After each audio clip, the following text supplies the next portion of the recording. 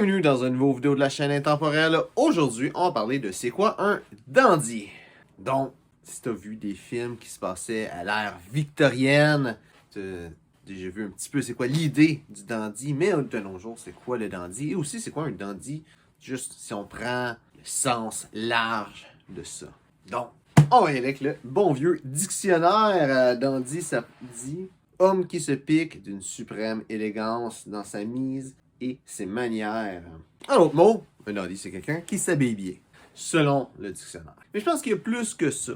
Il y a quelque chose qui est accepté de c'est quoi un dandy ou un dandy, ils disent en anglais. Et de nos jours, on dirait qu'il y a comme deux chemins que ça va prendre. Si on regarde, par exemple, la compagnie Pinot Sylvestre, qui est une compagnie de parfum, ils ont un parfum qui est, je ne me trompe pas, c'est Modern Dandy ou quelque chose comme ça, que ça s'appelle, ou est-ce qu'ils jouent sur ce terme-là, le dandy. Et beaucoup de monde vont parler des gens qui s'habillent bien et dire que c'est des dandys en réalité. Mais si on regarde, c'est quoi un dandy? En réalité, c'est l'inverse d'un gentleman. Historiquement, c'est ça que c'est. C'est pas juste quelqu'un qui s'habille bien. Il y a ça, mais un gentleman va bien s'habiller par respect pour les autres, mais un dandy va bien s'habiller pour lui-même, tout simplement, et contre les autres, mais en se foutant des autres. Il y a beaucoup de dandys fameux. Il y a une personne qui a dit une citation que j'ai oubliée, mais qui disait que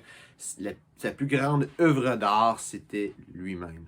Si on regarde plusieurs personnes, on entend souvent des personnes, spécialement dans l'époque victorienne ou durant la Renaissance, qui sont des personnes très connues, qui ont écrit des livres, des poètes, qui ont fini leur vie endettés.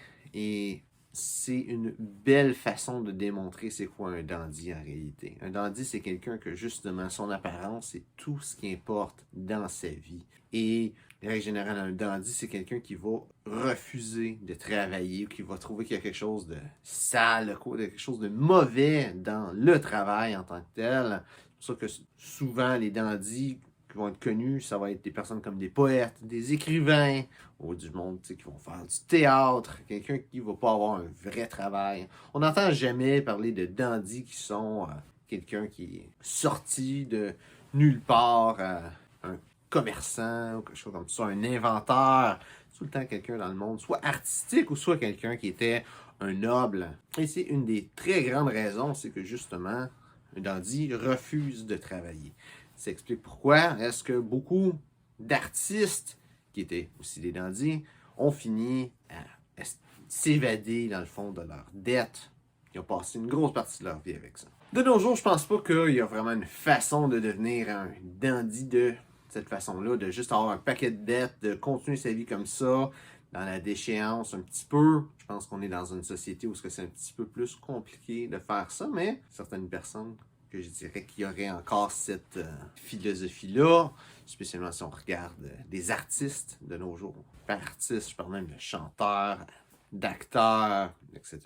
Mais je pense qu'un dandy aujourd'hui, c'est vraiment, encore une fois, ça définit l'opposé du gentleman. Le gentleman, c'est quelqu'un qui va s'habiller pour respect pour lui-même et pour les autres. Le dandy, c'est quelqu'un qui va s'habiller de façon à se montrer supérieur aux autres. C'est ça qui fait vraiment la différence entre le gentleman et le dandy. Donc, j'espère que tu as aimé la vidéo. Si c'est le cas, like et partage. Si tu as une opinion contraire, qu'est-ce que j'ai dit, mets ça dans les commentaires, ça va me faire un plaisir de te répondre. Aussi, si tu as des questions sur le style classique masculin, encore une fois, mets ça dans les commentaires et ça va me faire un plaisir de répondre à ton commentaire ou à ta question.